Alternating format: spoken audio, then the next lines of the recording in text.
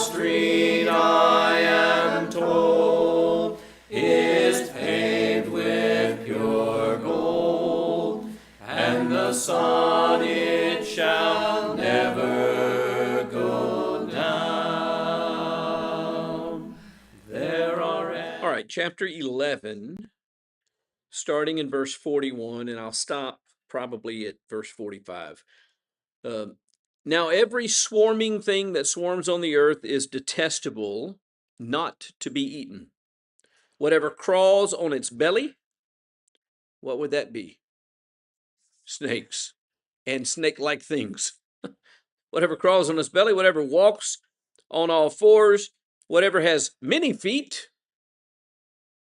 What kind of things have many feet? Insects. I mean, you get insects have 6 legs. Arachnids have 8 legs, and then you start getting into things like centipedes and millipedes and other creatures like that that have a whole lot more legs. Whatever has many feet, in respect to every swarming thing that swarms on the earth, you shall not eat them, for they are detestable. Who made them? God made them, and when God made them, he declared them what? Good. Have they changed? No, they're not detestable in the sense that as a thing, they are abjectly detestable. They're detestable in the parameters and the framework of which he is defining here.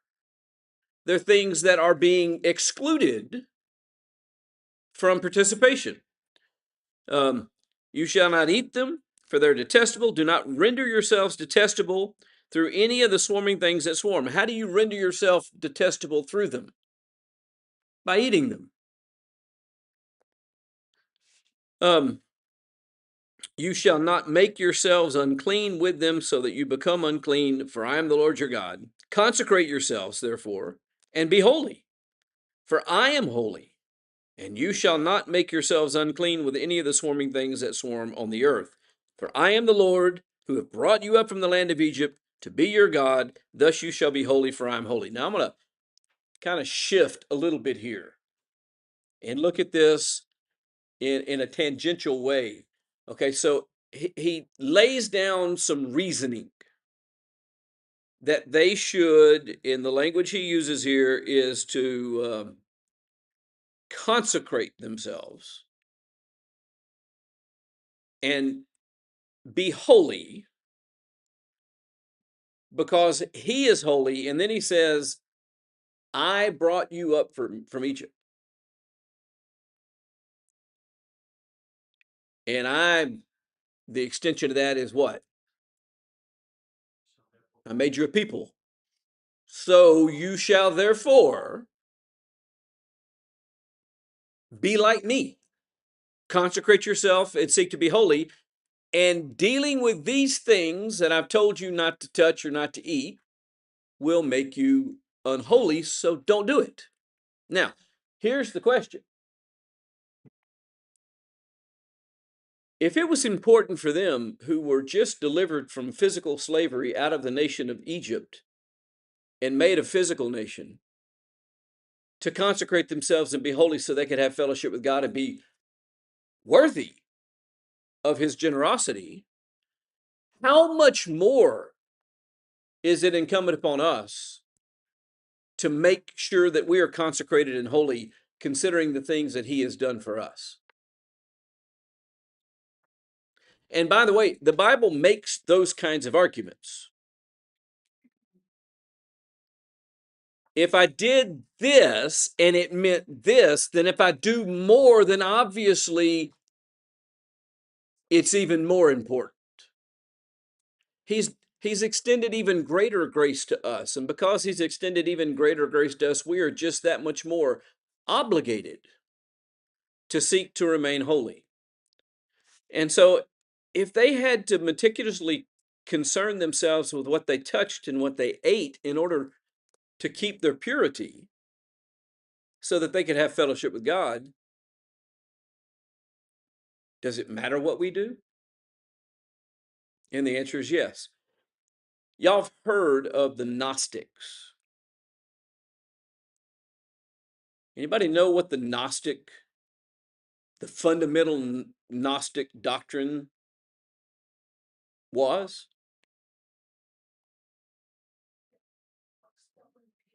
No, it's a good guess though. They were stubborn, like a whole lot of us, but that's not fundamentally what made them Gnostic.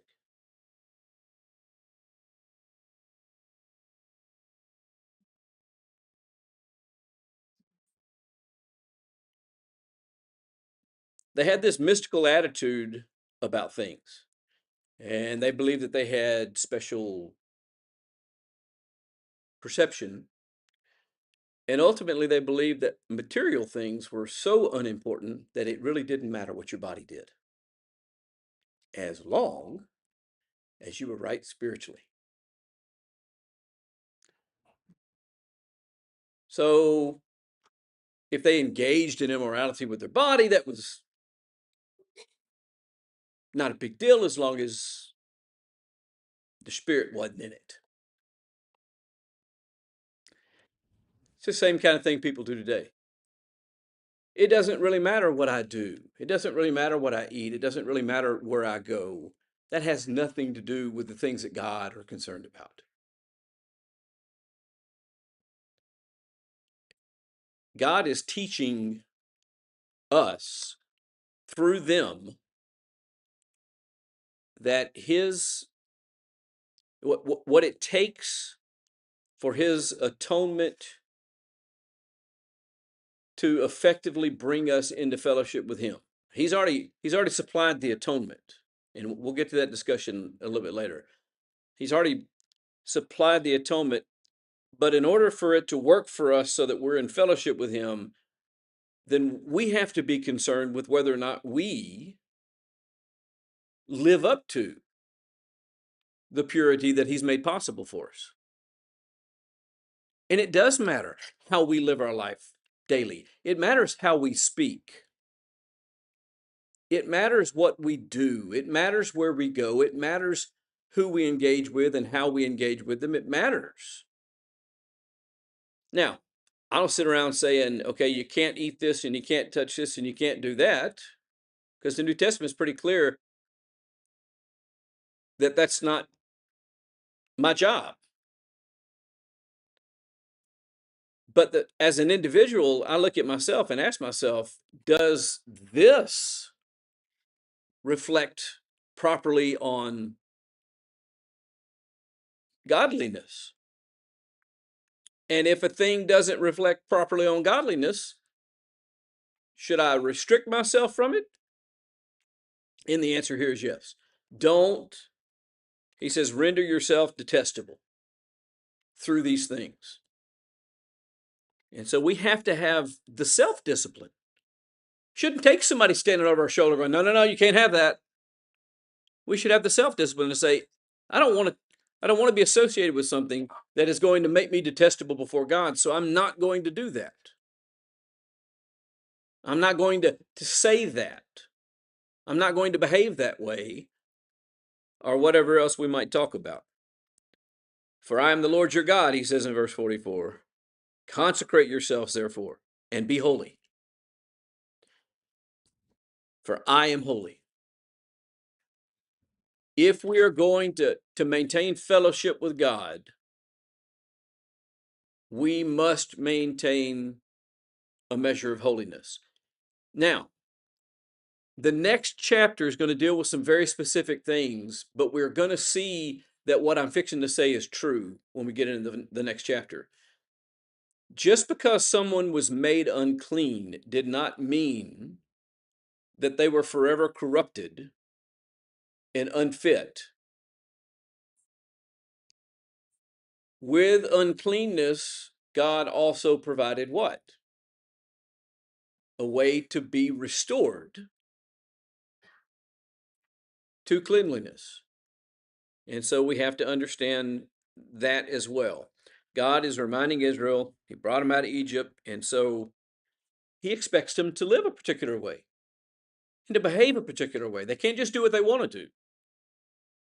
They have to be concerned with what is good and what is just and what is holy, because he is good and just and holy. And if they're to be associated with him, then they have to be associated with those things.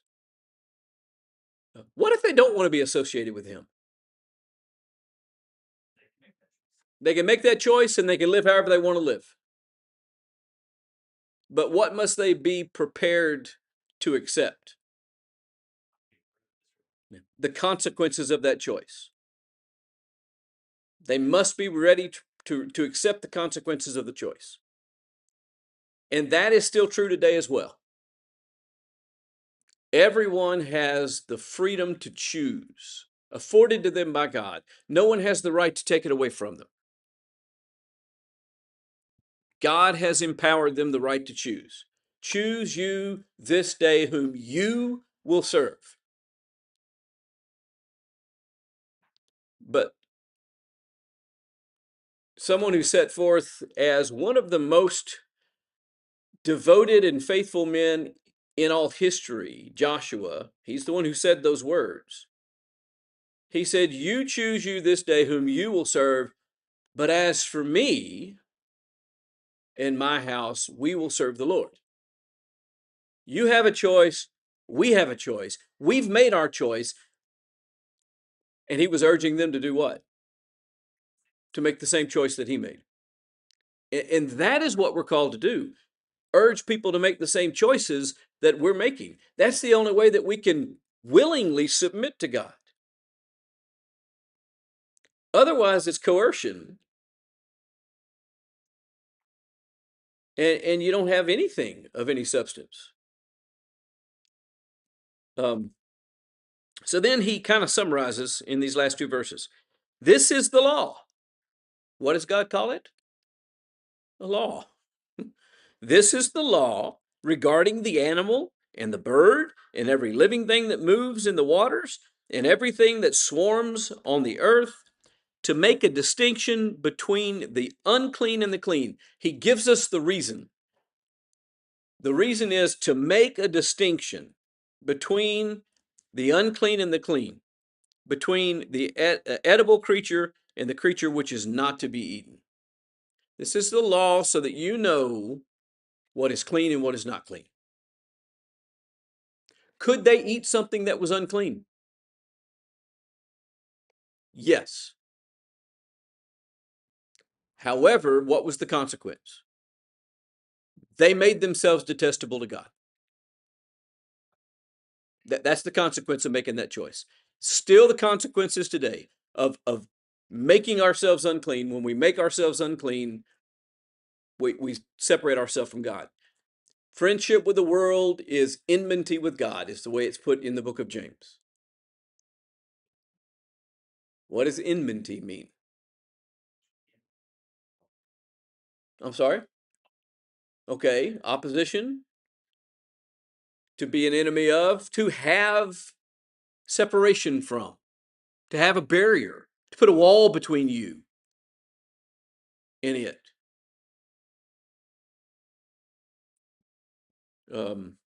That's what happens. That's the consequence. He's teaching that. We can be clean or we can be unclean. You know what we can't be? Halfway. Can't be halfway. The moment you go into unclean, you're fully unclean.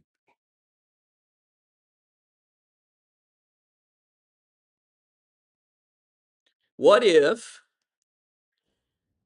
you followed all the dietary restrictions about the animals on the earth, and you followed all the dietary restrictions about the birds, and you followed all the dietary restrictions about the things that was in the water, but you decided to eat the swarming things of the earth? You were unclean. You didn't go, well, I got 3 out of 4. I got 75%. That's a passing grade to anybody, right? 75%? And the answer is no. In fact, that's a really good batting average. Not anybody bats 750. Really good batting average. But I can't say, hey, I average out. I'm better than I am not good. That's not the way it works. I make myself detestable.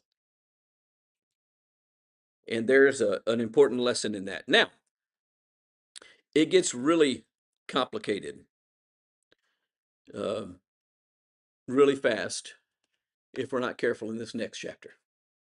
Again, only like 8 verses long, really short chapter. Very specific in what it deals with. Then the Lord spoke to Moses, saying, Speak to the sons of Israel, saying, When a woman gives birth and bears a male child, then she shall be unclean for 7 days. As in the days of her menstruation, she shall be unclean. I'm going to stop right there and just ask this question. Okay, why does giving birth to a child make you unclean? Is there something immoral about giving birth? No. Is there something cruel or unjust about giving birth? No.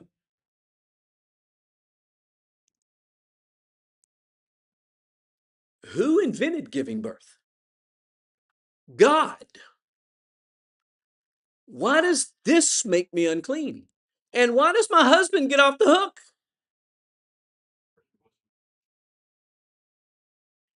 He's at least equally responsible.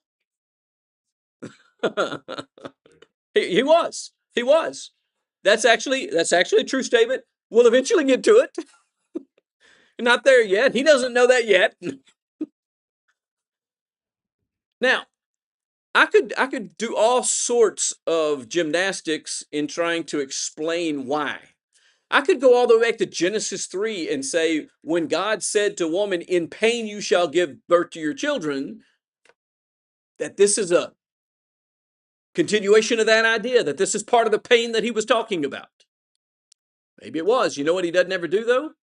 He never tells us that. He actually never tells us why at all. Nowhere that I know of, anywhere in this book, does he explain several things about this chapter. All right. We do have this explanation of sorts about why this uncleanness, or not why, um, a, a parallel is brought up. He says, like the days of her menstruation. So during that time, a woman was unclean as well. And then after that was over, they had to wash themselves and go through a purification process, and then they were clean again. And so he says, basically, like it is with that, after childbirth, there's 7 days, which incidentally is the time period that's assigned to menstruation as well, 7 days. There's 7 days that you're unclean. Well, that's if it's a male child. In a few verses, we'll introduce another idea. Anyway, on the 8th day, the flesh of his foreskin shall be circumcised. Okay, that's what happens on day 8. There is no connection with her impurity as far as I can tell. It's just a timeline thing. Okay, so you get birth, you get 7 days of uncleanness for the mom. Day 8, you get a circumcision for the baby boy. Then she shall remain in the blood of her purification for 33 days. Now, it's already specified that she's unclean for 7 days. Then there's this 33-day period of continued limitation. Apparently, she's not deemed unclean anymore, but she also can't go out, can't have contact with people, can't go to the temple, can't do any of the things. There's this period of purification of 33 days in the blood, whatever that means. And I've read 1,000 commentaries and heard almost that many different explanations. My favorite one was postpartum bleeding, and I'm like, I haven't ever seen anybody that had 33 days of that, much less 66 days of it, which we're going to see in a minute. So I throw that out as ridiculous. I don't.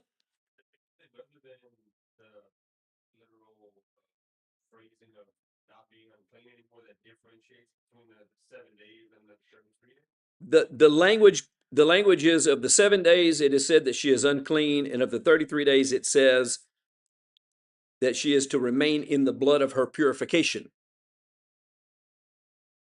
Purification is a very different word than unclean. Purification is the process of being cleaned. So I'm just going to say that this is a 33-day period before she's pure, or before she can be purified, I guess is the better way to say it, that God has prescribed. And I don't, like I said with some of the animal stuff, I don't think this is a cleanliness thing. I don't think this is a hygiene thing. I don't think this is a health thing. I think this is just a prescribed limitation that God has placed to teach a lesson. And sometimes you do that. As a parent, sometimes you do that with your children. You set limits that don't really have any practical purpose other than to teach that they are to follow limits. And hopefully you're teaching them to do what? To limit and control themselves for the day that you don't have to set those limits. I don't have to say, be in by 9 o'clock. I mean, let's be honest. When we set a 9 o'clock curfew for our children, is 9:15 really that much different than 9 o'clock?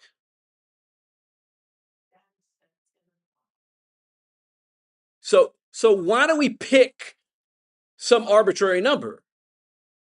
Again, the point is just to teach them to do what?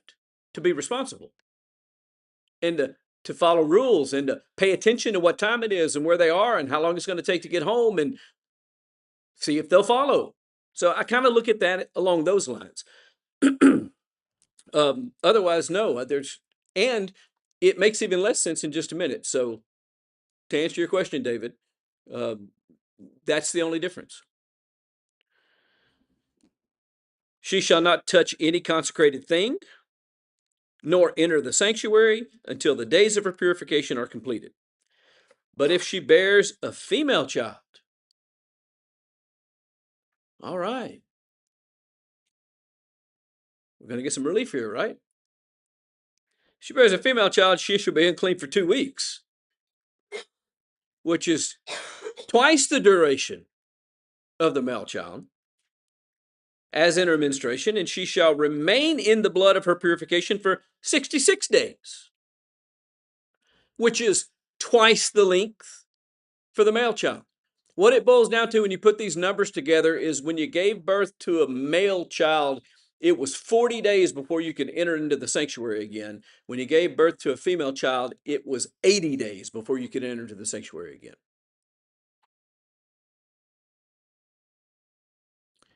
And it was 7 days of impurity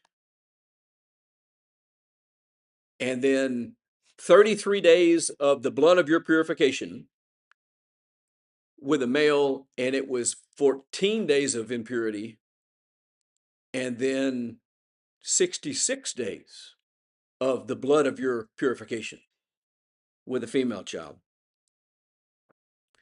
And when the days of her purification are completed, all right, now with a male child, it's 40 days. With a female child, it's 80 days. When they're completed, for a son or for a daughter, she shall bring to the priest at the doorway of the tent of meeting a 1-year-old lamb for burnt offering and a young pigeon or a turtle dove for a sin offering. What sin had she committed? Don't know that she had. In fact, she had actually followed the command of God, which was, what did God say to men after the flood? You remember what God said? Be fruitful and multiply and fill the earth. It's exactly what she did. So I don't think this is a sin offering in the sense that she's committed a sin. So it makes it a teaching process of some sort. And then we're going to be asking ourselves that question. Okay, what does this mean? The Lord he shall offer it before the Lord and make atonement for her. Remember what I told you? This is all about atonement. This entire book is about atonement. This entire book centers on chapter 16, which we're getting closer to. Everything after chapter 16 is looking back to chapter 16. Everything before chapter 16 is looking toward chapter 16. We're talking about how the unrighteous can have fellowship with a righteous God. How can I go into the presence of God? How can I be in fellowship with God? I'm unworthy. You remember Peter? Well, maybe you don't remember. I've read it recently, so I remember how Peter, that first, I think Leo read about it Sunday, when he waited on the table. That first time that Jesus approached Peter and told him, "Go out to the deep water and cast your nets," and they caught all those fish. Peter realized this is no ordinary man, and he threw himself down and said, "I am unworthy." That is the natural response of someone who understands that I am unclean approaching the holy God. I'm unworthy. Okay, so how can I be made worthy? Atonement.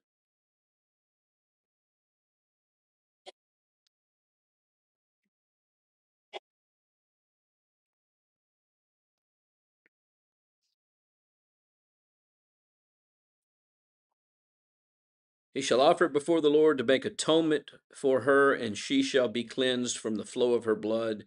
This is the law for her who bears a child, whether male or female.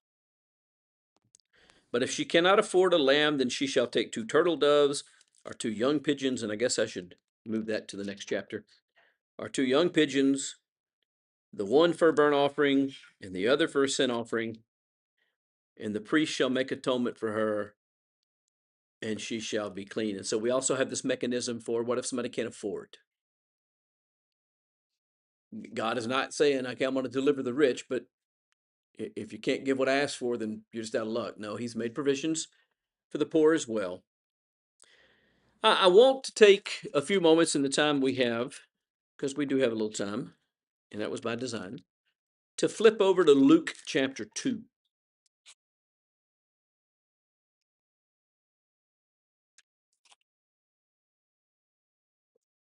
And we want to pick up the reading.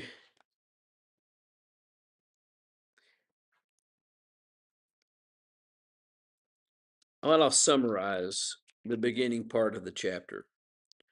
So, chapter 2 begins with a decree from Caesar about the census. And Joseph and Mary travel from Galilee to Bethlehem for the census, and Jesus is born. Verse 8, in the same region, there were shepherds staying out in the fields, keeping watch, and thus the angels come to the shepherds, and the shepherds head out to go and see and worship the child. And then it says this, verse 21, when 8 days were completed before his circumcision. So on the 8th day, he's circumcised. So we've got 8 days that have come to pass. He's now circumcised. It's the 8th day after he's born. By the way, where was that circumcision performed?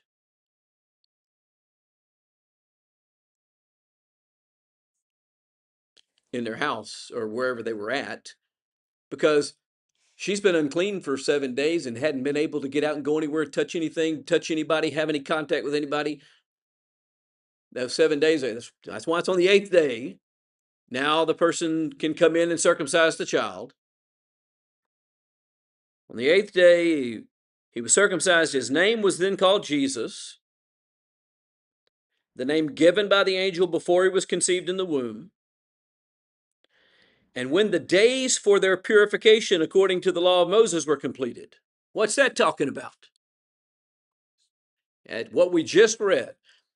In this context, since how he is a male child, 40 days have passed. When that happened, they brought him up to Jerusalem to present him to the Lord. As it is written in the law of the Lord, every firstborn male that opens the womb shall be called holy to the Lord. We got to go back to our study of Exodus. I think it's chapter 37. Might be wrong about the chapter, but I think it's right. I'll be checked by somebody online. Tell me if I'm wrong. I think it's chapter 37, where he is explaining because of the firstborn thing in Egypt, then their firstborn are all dedicated. And in order, they had to ransom back their firstborn, so they had to bring it to the temple to dedicate. So there's two things going on here. Mary and the baby are brought to the tabernacle, to the temple in this case, in order for the sin sacrifice that's required in Leviticus 12 to be offered for her, and in order for the redemption of Jesus as the firstborn. Um, so you see practically how this plays out. For those 40 days, she can't go into the sanctuary. So she can't go and have the priest offer a sacrifice for her. But as soon as those 40 days are up, you go immediately and you do these things.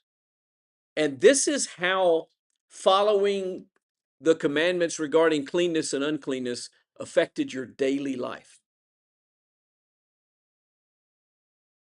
Because on day 41, guess what you were not doing? You were not hanging around the house resting. On day 41, you're trekking yourself to the sanctuary for a sacrifice to be made so that atonement is possible. And God has built in to their daily lives these reminders of what sin does and of what it means to be separated from Him and of what it costs to be redeemed and brought back into fellowship with Him.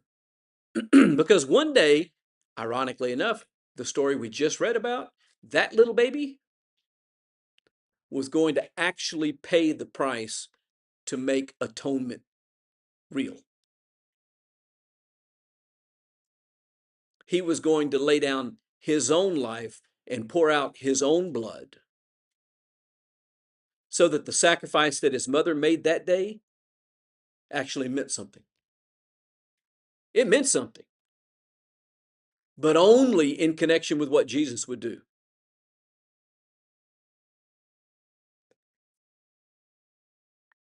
And it reminds us, those of us who are removed on the other side of the cross, we got an interest. Sometimes you hear people speculate about who had it easier. I think that's kind of foolish speculation. I think we each have our problems. We have the benefit of having the full revelation of the knowledge of God that these people didn't have. We have that benefit. We can have the whole story. We can understand things that they were wanting to understand, but didn't have the information to understand. But on this side of the cross, you know what we're forever removed from?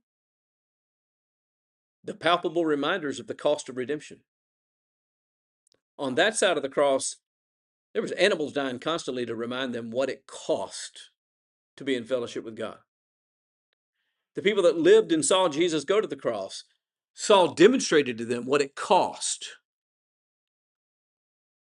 We've completely forgotten and sterilized the whole event. And very often, I'm not sure we give any thought to what it cost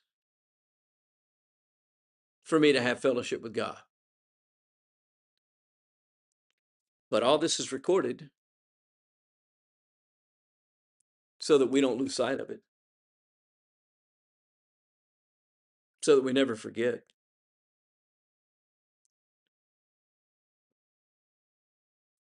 Uncleanness is not necessarily immoral. In this case, it had nothing to do with immorality. Is immorality unclean? Yes. But just because you say, well, that I don't see anything that's immoral about that, that doesn't mean that it's good. What makes something good? God defines it as such. Circumcision occurred within the framework of covenant identity, right? Well, there's some other things that fall within the framework of a covenant identity. We're in a different covenant.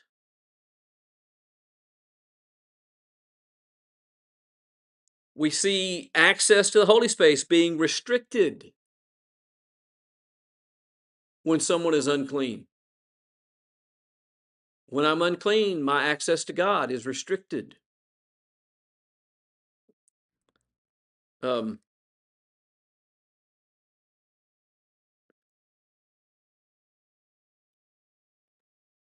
Birth required an atonement offering. She shall be clean from the flow of her blood. Guess what happens with birth? Blood. What is blood? By the way, it's defined in this book. Life. Life and atonement are being linked together.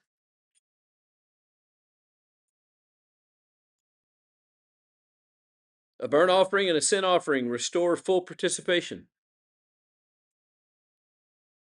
The priest mediates that restoration. Even when no moral fault is present, access to God requires purification. You know what that's telling me? Nobody, no matter how good they think they are, is worthy on their own merits.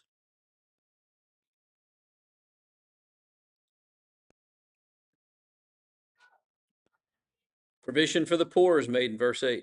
She can't afford a lamb, she can bring 2 turtle doves. That is, in fact, exactly what Joseph and Mary offered. So, you know what that tells us about them? They were not wealthy.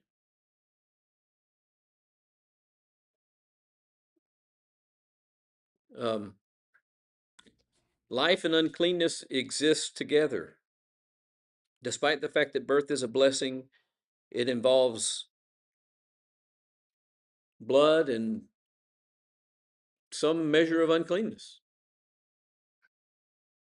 The text doesn't condemn childbirth, it places it within the larger system of holiness that God is trying to define. And I don't think it is by mere coincidence that when we die to sin and we are buried into the death of Christ and we rise up to walk in newness of life, that we also are coming into contact with what? His blood. And the atonement that his blood supplies. The chapter does not end in exclusion. Okay, so we've had 2 chapters here that are about what make you unclean and what excludes you.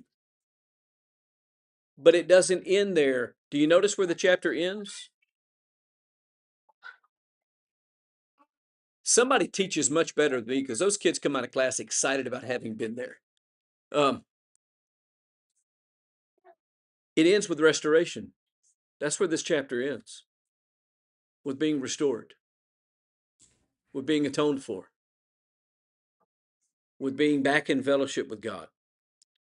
And so we see messianic patterns and overtones throughout this, and it shows us or teaches us that holiness reaches all the way back to the beginning of life, and it's every aspect of our being. There's not part of my life that is excluded from the question of holiness. All right, Lord willing, we'll be in chapter 13 next time.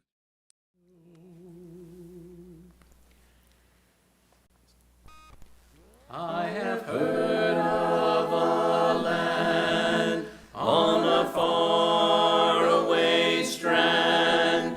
In the Bible the story is told,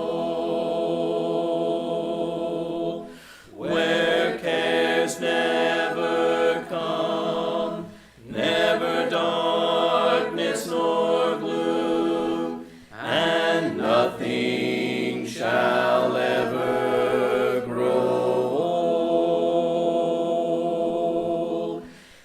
that beautiful land, on the faraway strand, no storms with their blast ever frown. The street, I am told, is paved with pure gold, and the sun it shall